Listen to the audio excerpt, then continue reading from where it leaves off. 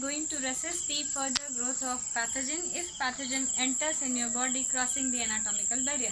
So first is fever. As you can see, in most of the disease there is a symptom seen fever. Fever is actually response to resist the further infection, because due to increase in body temperature there will be reduced chance of survival of bacteria, because bacteria has got a particular range for their survival, and optimum growth of bacteria in host is normal human body temperature.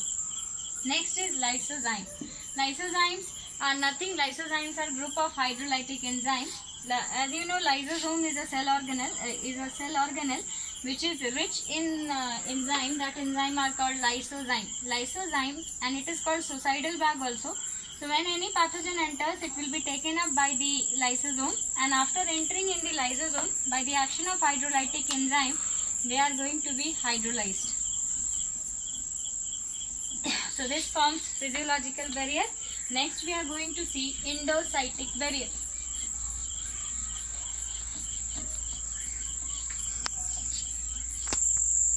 So endocytic or phagocytic barrier. Phagocytosis, literal meaning of phagocytosis is engulfment. So this is certain cells, WBC cells, which are called phagocytic cells.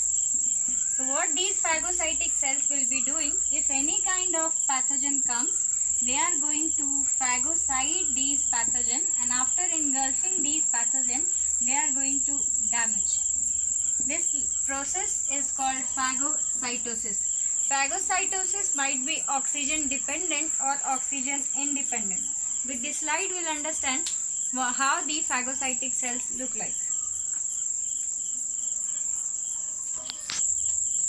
So these are some phagocytic cells.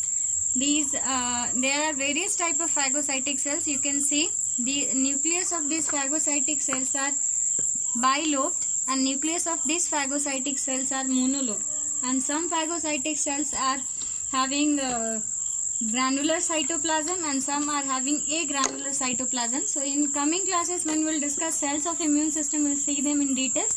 For the time being, you understand that by birth you have provided with certain WBC cells which are capable of engulfing or phagocytizing the pathogen. So they form the phagocytic barrier of the immune system. And next one is inflammatory response or inflammatory barrier, and this is very important. We'll try to understand via diagram how inflammatory barriers works. So before understanding the inflammatory response, let us understand what is inflammation or inflammatory barrier. So inflammation or inflammatory barrier is nothing. When a host come across against trauma or an emergency condition, how body responds? So response against trauma is called inflammatory response. Now inflammatory response is observed with certain cardinal signs such as tumor, means swelling, rubber, redness, functional ossia, temporary loss of function,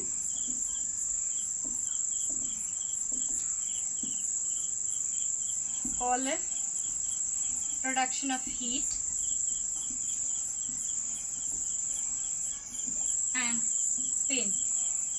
So these are 5 cardinal signs of inflammatory response. Now we will understand with a diagram how this inflammation is occurring.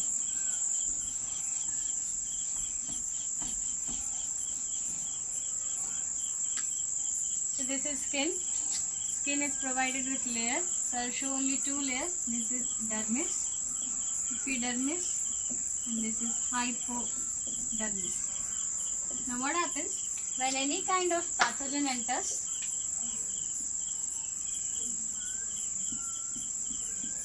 These will be nearby blood cells.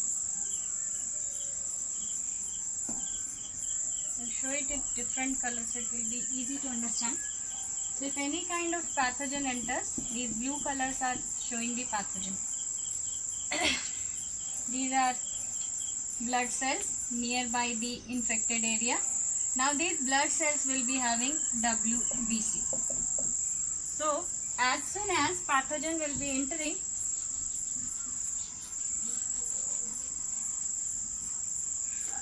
step 1, entry of pathogen.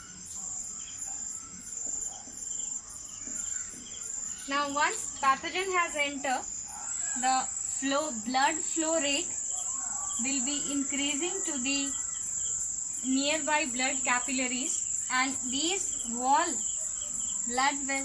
capillaries wall will be becoming more permeable to WBC, and more WBC will be migrating from blood vessels to site of infection. So step 2 is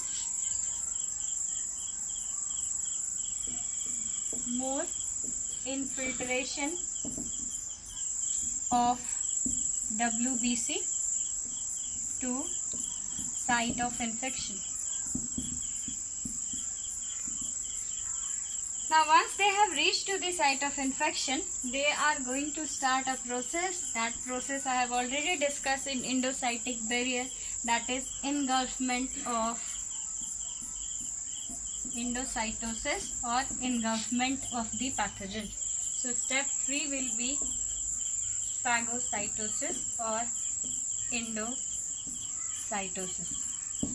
So once they have engulfed the pathogen, during this engulfment, certain other proteins also plays role, which are called as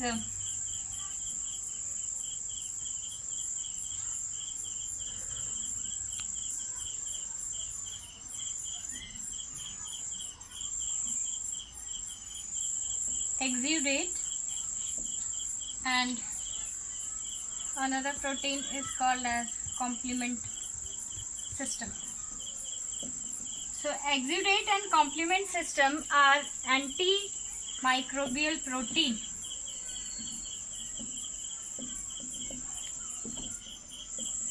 These antimicrobial proteins are helpful for killing the microbes. So two type of processes are occurring for eliminating the microbes. First one is endocytosis by WBC cell, and second, antimicrobial activity of these two protein, exudate and complement system protein.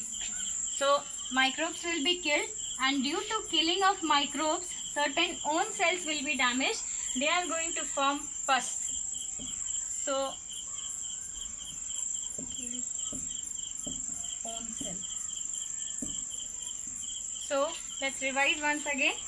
So inflammatory response is nothing. Inflammatory response is response of host against trauma. So when it crosses the anatomical barrier of skin and pathogen enters, these blue colors are showing the pathogen. Entry of pathogen trigger chemotaxis movement, that is movement of WBC from nearby blood capillaries to site of infection. As wall of the capillaries become more permeable to WBC, more and more WBC will be migrating to the site of infection, and then they are going to do endocytosis.